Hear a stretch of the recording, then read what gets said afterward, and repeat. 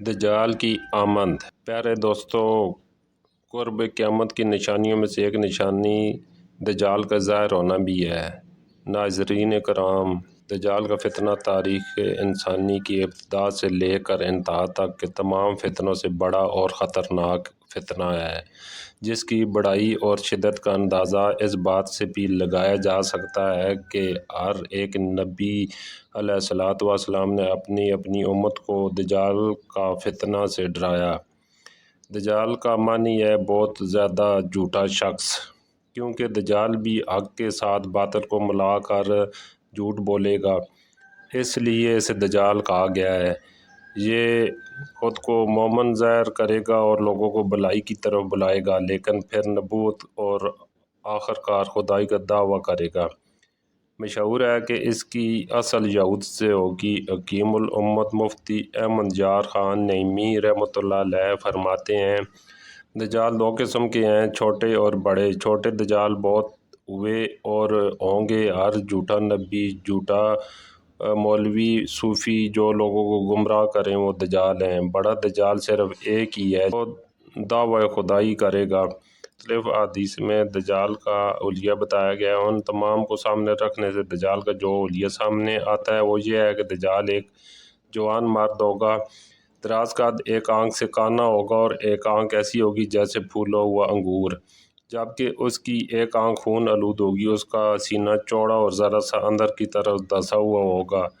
دجال کی پیشانی چوڑی ہوگی اور دونوں آنکھوں کے درمیان کافر یعنی کافر لکھا ہوگا، جسے ہر مسلمان پڑھ سکے گا، چاہے اسے پڑھنا آتا ہو یا نہ آتا ہو، اور اس کے بال گھنگریلے ہوں گے۔ دجال کے نکلنے سے پہلے دنیا کی بہت بری حالت ہوگی، جیسا کہ احادیث مبارک کے مضامین سے پتہ چلتا ہے کہ اس کے نکلنے سے 3 سال پہلے ہی دنیا میں عام قحط پھیل جائے گا۔ پہلے سال آسمان 1/3 بارش اور زمین 1/3 پیداوار روک لے گی۔ دوسرے سال آسمان 2/3 بارش اور زمین 2/3 پیداوار، جبکہ تیسرے سال آسمان ساری بارش اور زمین ساری پیداوار روک لے گی، حتیٰ کہ آسمان شیشے کا اور زمین تانبے کی ہو جائے گی۔ اس خشک سالی کے سبب تمام چوپائے ہلاک ہو جائیں گے، فتنے اور قتل و غارت گری عام ہو جائے گی، آدمی ایک دوسرے کو قتل اور جلا وطن کر رہے ہوں گے۔ تب دجال مشرق کی سمت ایک اصفہان یا خراسان نامی شہر سے نکلے گا۔ غذائی قحط کے علاوہ علمی اور روحانی قحط بھی برپا ہوگا۔ دین کے سلسلے میں لوگوں میں ذوق پیدا ہو چکا ہوگا، علماء اور دیندار لوگوں کی قلت ہوگی۔ دجال زمین پر 40 دن رہے گا، جن میں سے ایک دن 1 سال کے برابر، ایک دن 1 ماہ کے برابر اور ایک دن 1 ہفتے کے برابر، جبکہ بقیہ ایام سال کے عام دنوں کے طرح ہوں گے۔ اس مدت میں دجال اپنے گدھے پر سوار ہو کر ساری دنیا کا چکر لگائے گا۔ گدھے کا جثہ اتنا بڑا ہوگا کہ دونوں کانوں کے درمیان فاصلہ 40 ہاتھ کے برابر ہوگا، اور اس گدھے کی رفتار کا یہ عالم ہوگا کہ ایک قدم اٹھائے گا تو 1 میل کی مسافت طے کرے گا، اور روئے زمین کا کوئی میدانی، صحرائی اور پہاڑی علاقہ ایسا باقی نہیں بچے گا جہاں وہ نہ جا سکے۔ البتہ مکہ مکرمہ اور مدینہ طیبہ پر فرشتوں کا پہرا ہونے کی وجہ سے ان میں داخل نہ ہو سکے گا، بلکہ مدینہ کے باہر دلدلی زمین میں پڑاؤ کرے گا، اور مدینہ پاک میں زلزلے کی 3 جھٹکے آئیں گے، جس کی وجہ سے ہر کافر اور منافق مدینہ سے بھاگ نکلے گا اور دجال سے جا ملے گا۔ اس روز مدینہ پاک ہر منافق اور فاسق مرد و عورت سے خالص و پاک ہو جائے گا، اس لیے اس دن کا نام یوم الخلاص بھی ہے، اور بعض روایات کے مطابق بیت المقدس اور کوہ طور پر بھی نہیں جا سکے گا۔ دجال طرح طرح کے شعبدوں کے ذریعے لوگوں کا ایمان برباد کرنے کی کوشش کرے گا۔ حدیث مبارک میں ہے کہ دجال کے ساتھ روٹیوں کے پہاڑ ہوں گے۔ دجال کے پیروکاروں کے علاوہ باقی لوگ سخت تکلیف میں ہوں گے۔ اس کے ساتھ 2 نہریں ہوں گی، جن میں سے ایک کو وہ جنت اور دوسری کو دوزخ کہے گا۔ در حقیقت جسے وہ جنت کا نام دے گا وہ دوزخ، اور جسے وہ دوزخ کا نام دے گا وہ جنت ہوگی۔ اس کے کہنے پر آسمان سے بارش برسے گی اور لوگوں کے سامنے وہ ایک شخص کو قتل کر کے پھر زندہ کر دے گا۔ دجال کے فتنوں کی وجہ سے اہل ایمان سخت پریشانی اور تنگی کے عالم میں بھاگ کر خان نامی ایک پہاڑ میں پناہ لیے ہوئے ہوں گے، لیکن دجال ان کا پیچھا کر کے پہاڑ کا گھیراؤ کر لے گا۔ اہل ایمان سخت بھوک اور تکلیف میں مبتلا ہوں گے، تب اللہ پاک حضرت عیسیٰ علیہ السلام کو نازل فرمائے گا۔ حضرت عیسیٰ علیہ السلام کو دیکھتی دجال ایسے گولے گا جیسے پانی میں نمک کھلتا ہے، اور آپ علیہ السلام دجال کو مقام لد پر قتل کریں گے اور اس کے پیروکاروں میں سے کسی ایک کو بھی زندہ نہیں چھوڑیں گے۔ ایک مرتبہ میں سمندر کے سفر پر نکلا، مسافروں کی کل تعداد 30 تھی اور ہم سب ایک کشتی پر سوار تھے۔ ہمارا سفر انتہائی اطمینان کے ساتھ کٹ رہا تھا کہ اچانک ہوا چلنا شروع ہو گئی اور سمندر میں طوفان آ گیا۔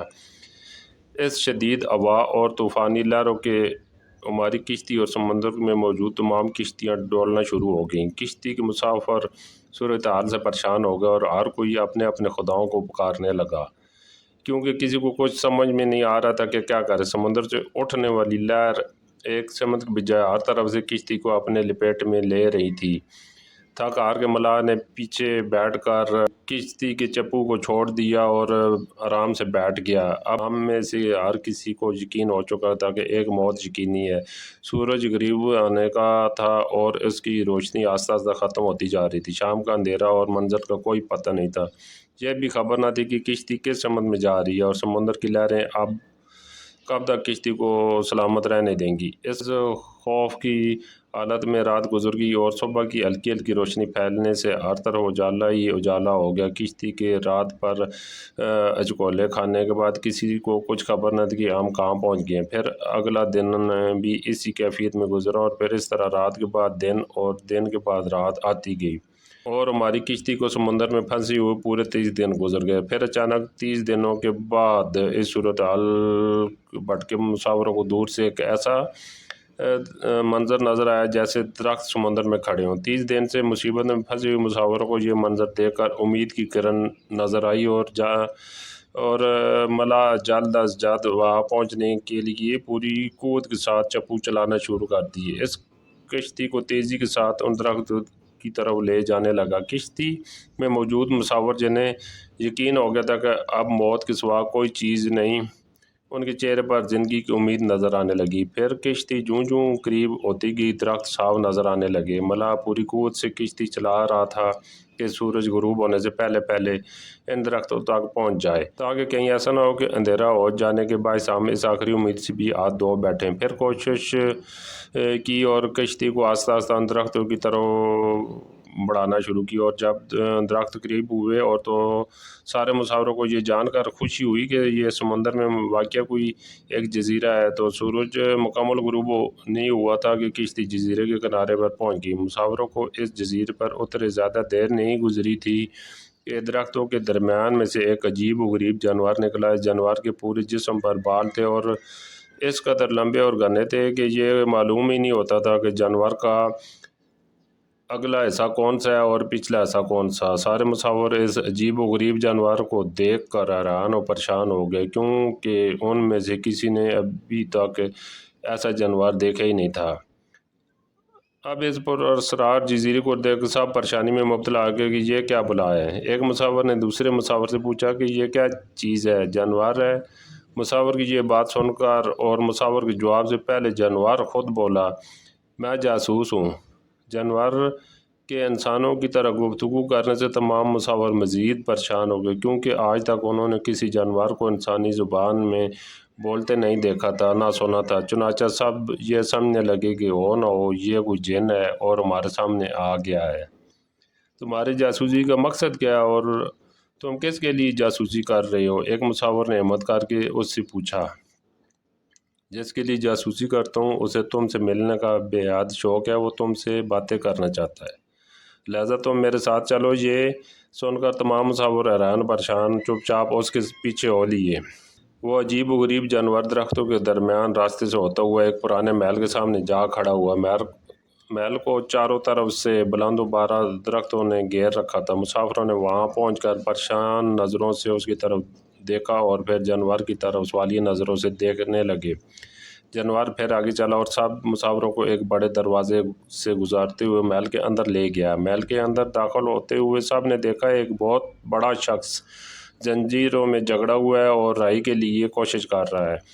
ہم نے اس سے پہلے اتنے بڑے قد اور اتنے زیادہ رو والا شخص کو کبھی نہیں دیکھا تھا۔ ایک مسافر نے ہمت کر کے پوچھا، تم کون ہو؟